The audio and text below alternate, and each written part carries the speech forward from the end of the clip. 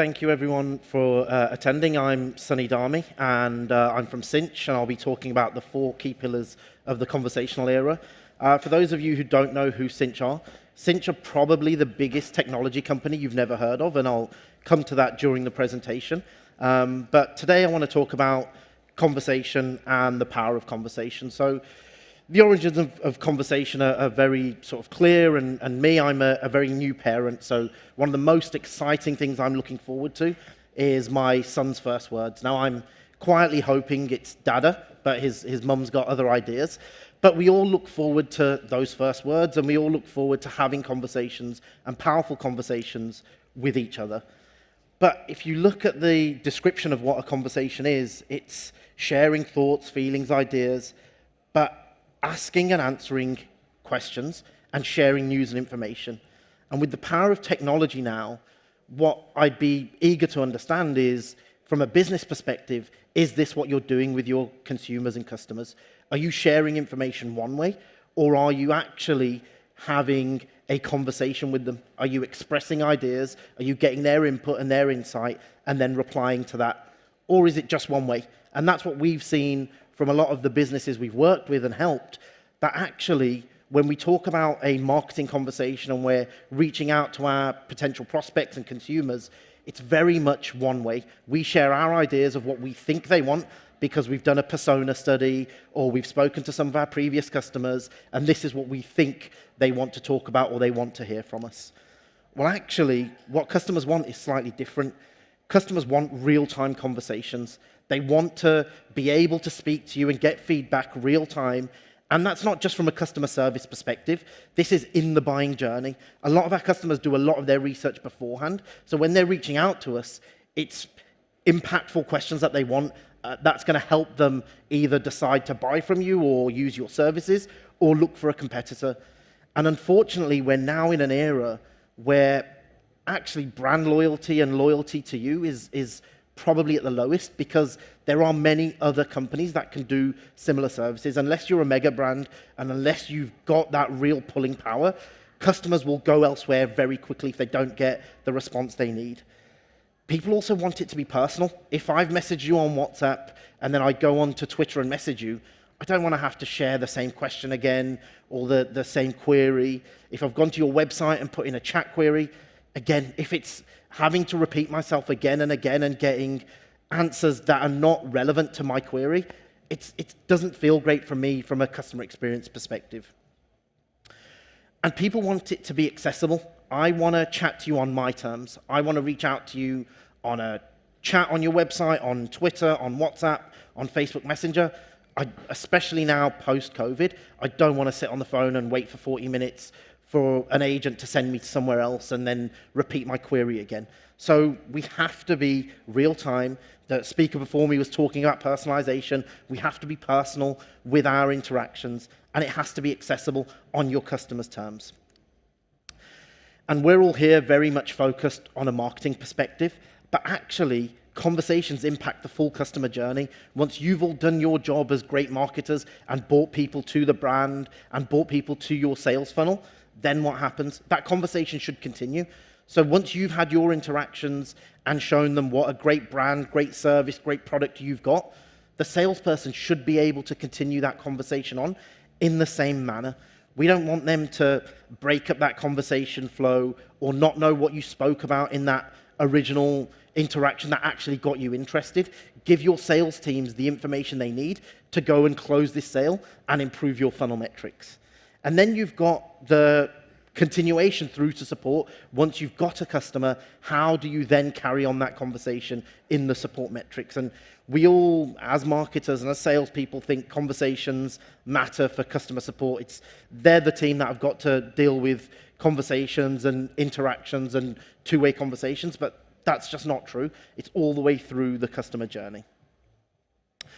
And brands are now very quickly moving to a conversational messaging approach. So we did a bit of research with IDC and found that actually there are 79% of companies that are planning to leverage conversational messaging in their programs moving forward. And this is specifically around all parts of that customer journey. So they're looking out at how they can provide conversational interactions and not just one way. And you'll also see, specific to Europe, the channels that people are using. So WhatsApp is a huge channel that marketers are looking to take advantage of. WhatsApp have made a few changes in the way you can interact and you can send messages, but that's still a huge channel and a huge opportunity for us across Europe. Instagram, Facebook Messenger, and SMS follow very closely, but if you're a global brand and you're messaging and interacting with your prospects across different regions, this looks very different depending on where you go. So for North America, for example, SMS and Messenger are the biggest channels.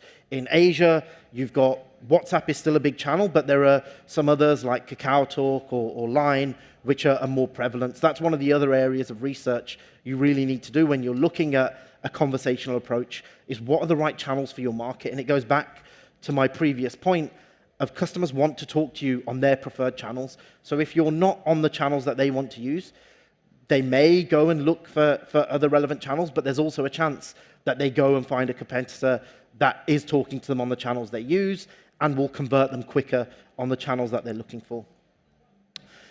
When you're then looking at which channel is relevant, you've got to also look at what's allowed and what's not allowed. So as I mentioned, WhatsApp are changing some of the rules around marketing and reaching out to prospects. But the channel must have business-initiated messaging. Now, from a customer service perspective, you need customer-initiated messaging to be able to respond. But if you're looking to reach out to your prospects and to your customer lists, you need to be able to initiate that start of conversation. So you can start off that interaction and then drive and follow on from there. But also you want to look at what type of content is available. Is rich content supported? So MMS or videos, or pushing people onto landing pages. Do you have templates or do you need to build those yourselves? And how do you collect opt-ins? Obviously, this is a very big subject for all of us, but how do you collect opt-ins and how can you confirm that that user or that prospect has opted in to want to speak to you and hear from you? And what I'll go through now are some of the 4 pillars of engagement in today's consumers with conversation at the forefront. So the first one is connect where they live. I can't emphasize this enough. You really need to be where your consumers are and where your consumers want to interact with you. So I shared a little stat earlier. This is very specific to the UK.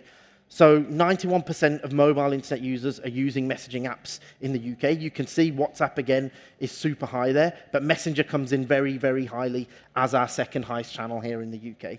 So for outbound marketing, WhatsApp and SMS are the 2 highest valued channels right now because of the access you can get, the reach you can get, and also the level of media that you can send in those channels. But some of the other popular and up-and-coming channels are Instagram, you've got Messenger, and you've got messaging as well. So there are a whole host of new channels that are available for you to be able to think about and leverage within your campaigns. And also you can see the difference between your age ranges. So looking at the market that you're targeting also has an impact on the channels that you should and could be using. The next piece is act like a friend. You've got access to somebody's mobile device. This is probably the most personal device that we all have around us. I have a mini panic attack when I don't know where my phone is, and the shower is probably the only space that the mobile device doesn't go. Everywhere else, you've got your phone with you, you're messaging, you're researching, you're looking, you're reading. So you can't just send very bland messages that don't impact and don't really hit out to your audience. It needs to be like a friend. I want messages from my brands knowing what I'm interested in and sending me relevant content on that basis. I don't want just a generic message back out to me where the only level of personalization is my name or my company. We've all done that. The speaker before me was talking about how powerful personalization is, and it is. We should be talking about your previous buying history without being creepy. I don't want to know exactly where you are and targeting me too much, but I would like to have relevant marketing campaigns based on my previous purchases, based on my buyer behavior with you, based on my previous interactions. So as a marketing organization, as a business, let's start acting in that way. Let's be a little bit more personal. And messaging is that privileged channel, so let's treat it as such. And the other one is show, don't tell. The power of the content that we can use is super important. Videos are very, very relevant right now. Just sending a bland SMS is not the way you are going to capture somebody's focus and interest. We've all seen the rise of TikTok. You can see Instagram moving to pushing people to having reels all the time. So using video in a better manner in your marketing campaigns is important. So why just use those videos in TikTok and in Instagram? You can send those directly to your audience, and you can add personalization in those campaigns so that the customer knows that this video is relevant to them. This is based on their previous buying behavior. This is based on what they're doing. And we've got a huge host of customers that are using this and are really improving and accelerating their engagement and conversion rates. And that's one of our biggest challenges as marketers, right? Engagement. How do we get our customers to engage or prospects to engage with us more than they were doing previously? Video and rich media is one of those ways. And finally, it's truly listen. When your prospects or your customers are talking to you, listen to what they're saying. It's not just one way, as I said before. Don't just give them the information you think is important. Listen to what they're saying. Here you can see two versions of an interaction where you've sent a marketing campaign out about the best holiday destinations you've got available. On the left is what we're traditionally pushed with. You get a message or you get an advert, and then it's go to our website, search for yourself and find out more. You go to the website and it's generic landing page, or it's a landing page and you have to find out yourself. But actually, if you can make that interaction conversational and send the information that somebody's looking for, it's a lot more powerful. It's a great tool to be able to use to actually extract information that your prospects are willing to share, and then also how you can act upon that and drive activity and action off of that interaction. So what I mentioned before, Cinch are probably the biggest technology company you've never heard of. Cinch are behind the scenes, and we enable a lot of these interactions through our APIs and through our platform and through our tools. So we've worked with some of the biggest brands in the world, and we give them the ability to interact and create conversations with their customers. One of the case studies I've got here is from Nissan, who were looking to engage with end-of-funnel prospects. And what they were able to do is send a video campaign, like I just shared, a rich media campaign, based on the buyer behaviors of their previous interactions with those customers. So whether they'd bought a sports car or whether they'd had a winter car and were looking for a service, or in North America needed a change of tires because the winter was coming, this was very specific to what they were trying to do. It was hyper-customized based on the information they had. They saw an 11% increase in conversion rate and 4.7 times higher engagement than they were with their previous interactions and engagements that they were driving.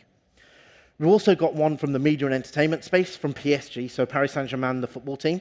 They were looking to drive people to their PSG TV subscriptions. So they launched an RCS agent where they were sending rich media, but also having that conversation whilst they were going through that campaign. 15% of that database had been reached where they weren't able to reach them in the past. 80% of their audience launched that video.